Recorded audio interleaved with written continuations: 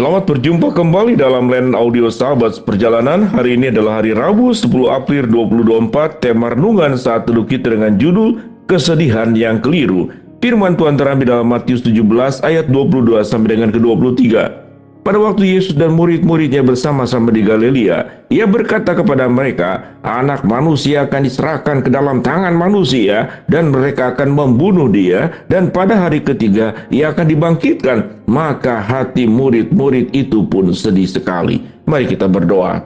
Bapa yang di dalam surga, kami ingin belajar bagaimana bergembira dengan benar, dan kami pun belajar bagaimana sedih dengan benar. Dalam nama Tuhan Yesus kami berdoa, amin.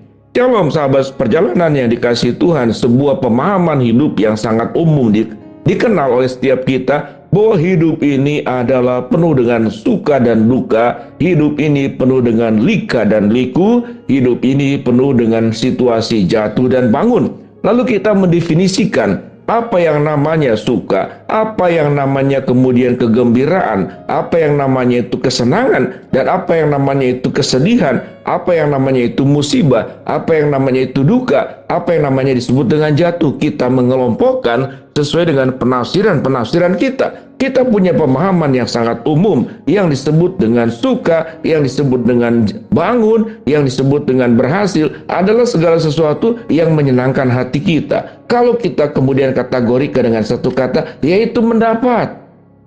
Mendapat semua hal baik menurut pemahaman kita.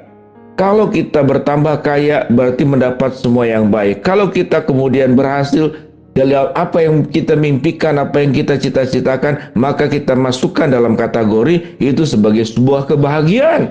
Tetapi kalau berbicara tentang musibah, kesulitan, apalagi ucapan yang disebutkan oleh Tuhan Yesus. Apa yang Yesus katakan? Pada waktu Yesus dan murid-muridnya bersama-sama di Galilea, ia berkata kepada mereka, Anak manusia akan diserahkan ke dalam tangan manusia. Anak manusia di sini adalah Kristus dalam huruf besar. Dan mereka akan membunuh dia, dan pada hari ketiga ia akan dibangkitkan. Kalimat dibangkitkannya sendiri sudah tidak lagi sesuatu yang menarik buat murid-muridnya. Tetapi ayat yang dikata akan diserahkan kepada anak manusia, dan mereka akan membunuh Yesus. Maka ini dianggap sebagai berita buruk. Maka ini dianggap sebagai berita kedukaan. Maka ini dianggap sebagai berita yang tidak pernah menyenangkan dalam hidup. Karena konsep manusia tentang yang namanya keberhasilan hidup sama dengan konsep pada umumnya manusia. Kerugian, kematian, apalagi kematian, dengan tidak kemudian membahas dulu, meneliti dulu, mengapa Yesus harus mati. Tapi dalam pandangan para murid dan manusia pada umumnya, kematian itu sesuatu yang dihindari. Kematian itu sesuatu yang dianggap sial. Kematian itu merugikan. Kematian itu tidak ada keuntungannya sama sekali. Pada titik penilaian yang seperti demikianlah, maka kematian dianggap oleh kita dan oleh murid-murid sebagai sesuatu yang kerugian. Tetapi sewaktu kita melihat yang namanya duka, yang namanya penderitaan, yang namanya kejatuhan, yang namanya kematian, tatkala dibalik semuanya itu ada tujuan agung, ada efek yang luar biasa, yang menyebabkan kita diselamatkan, yang menyebabkan kita ditebus. Karena kematian Kristuslah yang membuat seluruh dosa manusia itu ditanggung oleh dirinya. Seluruh manusia yang pernah terlahir dulu, sekarang, dan akan datang, selesai urusannya. Di bawah kematian Kristus Yesus, maka dosa kita tersalibkan di dalamnya. Apakah ini sebuah berita sukacita? Apakah ini sebuah berita kemenangan? Apakah ini sebuah berita yang membahagiakan?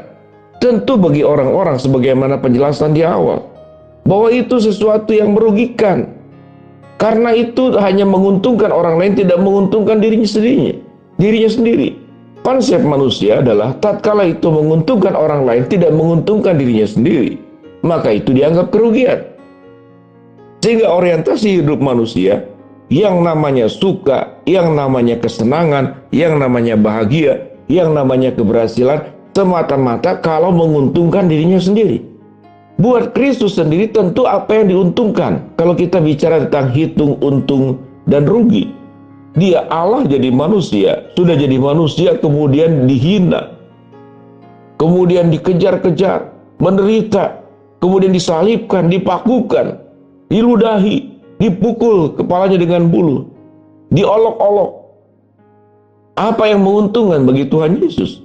Tidak ada yang menguntungkan, dan itu kalau secara ukuran manusia, Yesus itu benar-benar dipermalukan oleh manusia berdosa.